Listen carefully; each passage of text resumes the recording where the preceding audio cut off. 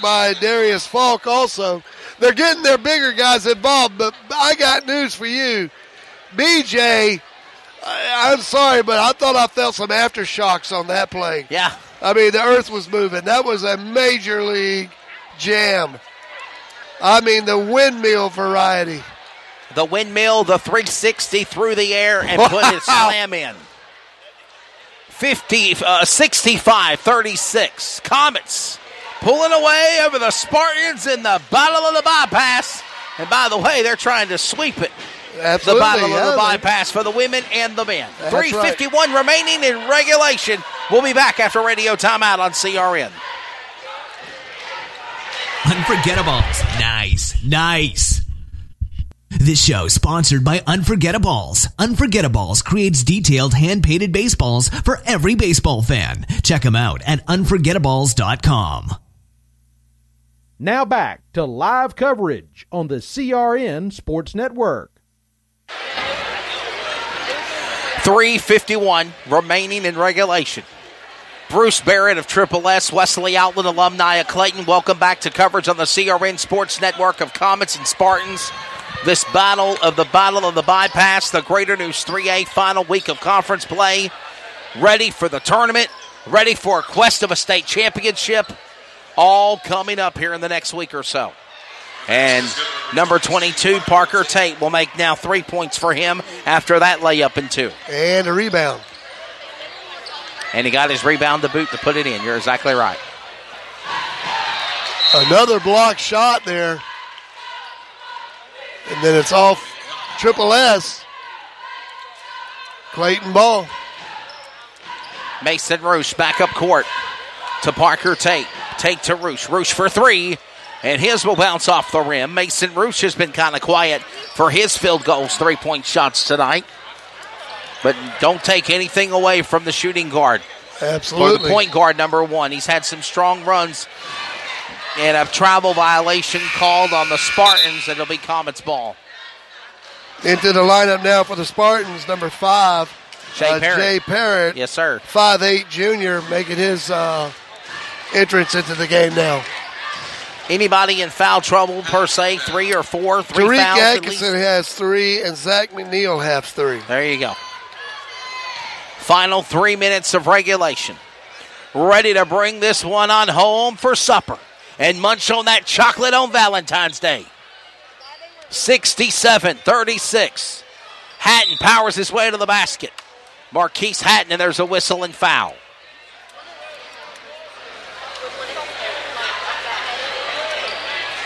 Foul on number 4, Darius Falk, or actually Darius Falk, that's right. And that is going to be the second foul for Falk. It'll be Comets ball.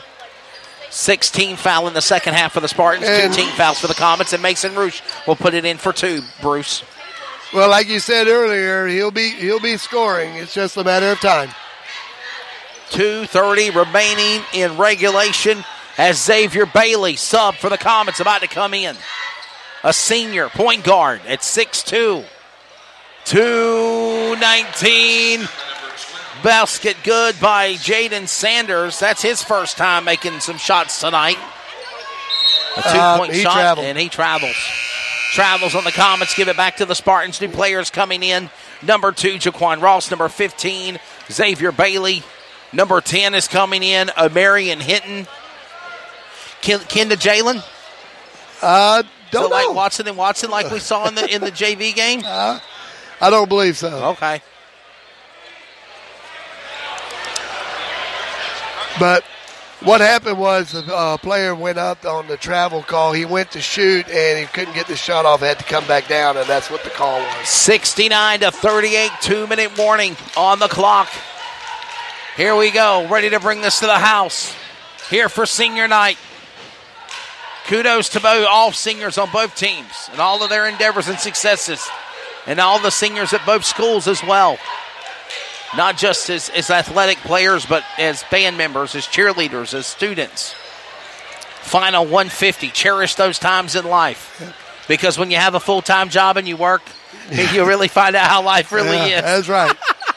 Unless you do like me and you have a career that you love to do as a living, so it's not really work for me. It's a passion in life. It's been said, you find something you love to do, you never work a day in your life, right? Believe it or not, it was right here at this gym in Clayton High School, not this gym per se, but at the old gym when I was a sophomore in high school, the first time I ever picked up a microphone calling JV football and JV basketball, wrestling, baseball, and from there on, with a passion for racing, announced for NASCAR, announced for MAV TV, announced for Fox Sports Radio, and be able to do what I do now for a career. So I believe if you have a dream and you want to go after it, go for it and you can achieve it. Absolutely. I mean, I started doing basketball games at Nathan Bedford Forest High School in Jacksonville, Florida. Started calling. That's when I really got my teeth into this. Yes, sir. And also working with Bob Dillner in Speed 51. So excited for NASCAR because NASCAR cranks up this weekend. Daytona 500 yes, and also the 300s this weekend. The Xfinity race, the truck race. My parents are going to all three of those races. As the basket is in and good, number 15 for Xavier Bailey. That's 4 points now on Bailey. And by the way, we're under a minute of regulation remaining. 71-38, and lost the ball. Whistle, travel on Spartans, Comets ball.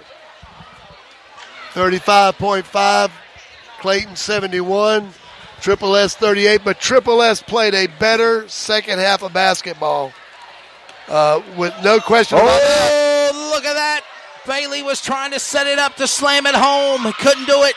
Final 30 seconds. Puts it in, number 5. That's Parrott. He's in the scorebook now. Final 20 seconds of play. And going up was Shaq Howard. Fouls on Amarian Hinton. Foul on number 10, Amarian Hinton. Shaq Howard will go to the line, and he will shoot 2. For Denny Medlin and the Varsity Men Comets, they will go to 21-2 on the year. A 21-game winning streak. Their last loss was to Garner by 2 back on the Tuesday before Thanksgiving of 2019. That's the last time they lost a game. Their only games that they've lost were to Garner. And Denny Medlin will extend his streak to 310 wins in his coaching career. And he'll go to 9-0 in the Greater News 3A Conference to go to the number 1 seed, keep that spot. For Matt Cuddington, a disappointing game. They'll go to 2-21 on the year and 1-8 in the Greater News 3A. 13 seconds remain as Sanders powers his way to the basket. Fug coming up short. Senior Shaq Sanders going to Bailey. Bailey going in, trying to slam it home with Shaq Howard. And we've got a whistle and a foul, and they're going to stop the clock with 3/1000ths of a second. Fouls on number 10. I think what they got him. Is it Shaq Howard? I think he was hanging on the rim, and that's what they called. That's right. And that, I believe that's a technical foul, and it's a 2-shot tech. But that's the only reason. I mean, So a technical foul on number 10, Shakir Howard, his second. 2-shot foul, and the Spartans will get the ball back. They'll get possession back. But it really doesn't matter. You got 3/1000ths of a second left on the clock. You can't really get the ball off. Yeah, something like that. Exactly. What do you do with 3/1000ths of a second? I mean, this pretty much ball game. I think you just dribble it out, and that'll be it. And that's it. That's it. That's the horn. And your final score is the Clayton Comets 73, Triple S 42. 73-42. The Comets again go to 21-2 on the season, 9-0 in conference play. And of course, again, a tough break for Matt Cuddington. They fall to 2-21 on the year. Kind of ironic. I just realized you flip-flop that. You got 21-2 for the Comets, 2-21. Wow. For the Spartans. Well, it's definitely kind of a rebuilding year for Triple S. Regardless, they got players coming back next year. They've got some good JV players that'll be moving up. So the future looks bright for Triple S, even though tonight it didn't look, but they played much better in the second half. For sure. And if they'd have played a first half like they played the second half, we could have had a pretty good ball game here tonight. I think some things kind of got out of hand for Triple S. The running of Clayton just got into a point they were just running up and down the court. But overall, the Clayton runs their record. They got a really good opportunity to be, well, I guess it would be a number 1 seed possibly in the tournament that's coming up. Yeah, I was going to say, I mean, literally you're looking at probably Clayton to, be the number 1 seed, so they're probably going to be at home for their tournament games. And then, of course, you look at their record, they're probably going to be the first 2 games, if that, at home for the state playoffs for the men and the women. I mean, you only look at the Comets. For the ladies, they lost 1 game, and that was last Tuesday to East Wake. All the other games they've won. Right. So, and going looking at the regular season, I believe they would be very. We'll close out with Marlon Lee. Marlon, a good senior night for all the seniors here at Clayton for the Comet staff. Your mic's on. Yes, it was a great senior night. Celebrated our 3 seniors tonight: Kasia Washington, Unique Best, and Julie Clement. So, here again, against our county rival, conference rival. Luckily, we jumped on them the way we wanted to do. With our defense and with the offense, and just one of them nights where looking at the scoreboard, we had everything clicking, but still, some of the things we definitely gonna need to clean up as we conclude regular season at West Johnson and as we start conference tournament play next week. And I was going to say that me and Bruce were talking about that. Is Clayton pretty much going to be the home stand for the conference tournament? The championship game will be here as long as our boys team is still advancing. East Wake and I are probably going to have to end up flipping a coin after Wednesday night's game if they win and we win. Just to kind of see which girls' team will host the semifinals. But, and then we both went out.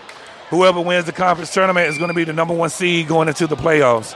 But basically the men and the women for the Comets, they at least have a bye for at least two games. While the other teams, most definitely.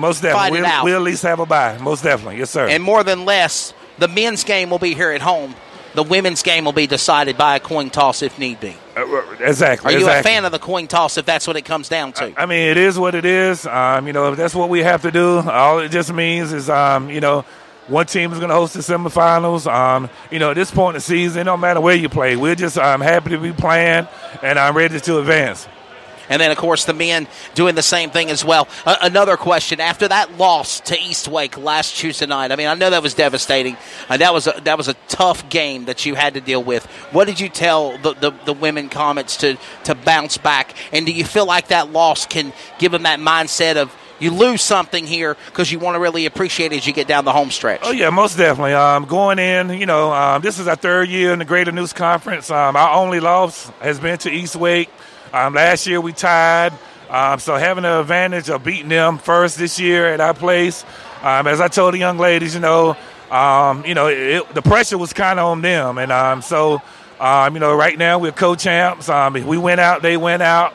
So, we just take it as a learning experience that, we have to go out, execute offensively and defensively. So we did learn from it. It's still kind of, lingering with us, but we're going to use it as motivation. Hopefully we get a chance to see them next Friday for the conference tournament championship.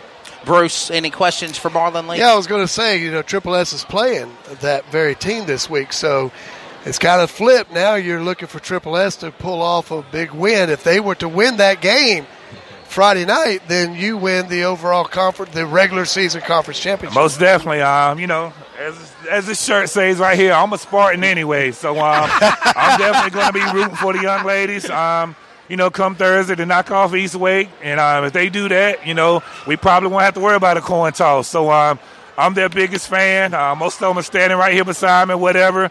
I just work here at Clayton High School, but I got Smithfield-Selma in my heart. And I'll definitely be rooting for the young ladies to beat East Wake. So you never know what's going to happen. So that's why you play the game. And East Wake played South Johnston tonight, and we haven't even seen what that score has turned out to be either. Because South Johnston lady team's pretty good too. Most definitely. South Johnston, of course, came here, and they almost did East Wake a favor. They almost came here and knocked us off. So right. That's why you got to play every game. I mean, South Johnston took us to overtime. So you definitely got to play every game. Yeah, for our listeners out there, Coach is sitting here under his sweatshirt. He has a Triple S shirt on, and it's kind of funny because, in the Las Vegas Hurricanes game, Scotty McCrory did the Las Vegas whistle for him with with a jersey on, and underneath that jersey he had a Carolina Hurricane jersey. Yeah. Because we know where Scotty's